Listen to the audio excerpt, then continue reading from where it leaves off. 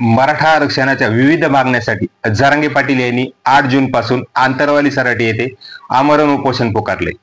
दरम्यान आज दुपारच्या सुमारास सरकारचं शिष्टमंडळ आंतरवाली सराटी येथे जरांगे पाटलाशी चर्चा करण्यासाठी दाखल झाले। सगळे सोयरे कायद्याची अंमलबजावणी व्हावी, मराठा बांधवावरील गुन्हे मागे घेण्यात यावेत, हैदराबादचे गॅझेट स्वीकारावे, मराठा व कुणबी एकच आहे असा कायदा पारित करावा, अशा मागण्यासाठी जरांगे पाटील यांनी 8 जून पासून आंतरवाली येथे आमरण उपोषण पुकारले।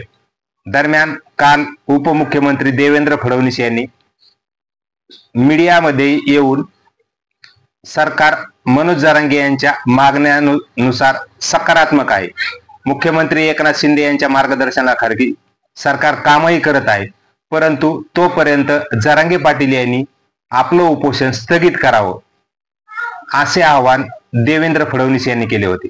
याबरोबरच कालच जरांगे पाटील यांनी पत्रकार परिषद घेऊन आम्हाला काय उपोषण करायची हवस नाहीये, आमचा तुमच्यावर विश्वास आहे, तुमच्या सरकारवर आहे, एकनाथ शिंदे यांच्यावर आहे, परंतु सगळे सोयरे कायद्याची अंमलबजावणी कधी करणार, मराठा बांधवावरील गुन्हे कधी मागे घेणार, हैदराबादचे गॅजेट स्वीकारणार का व मराठा आणि कुणबी एकच आहे याचं कायद्यात रूपांतर करणार का, या सर्व गोष्टीसाठी तुमच्या सरकारमधील शिष्टमंडळाने आमच्यासोबत येऊन चर्चा करावी असं आवाहन केलं होतं।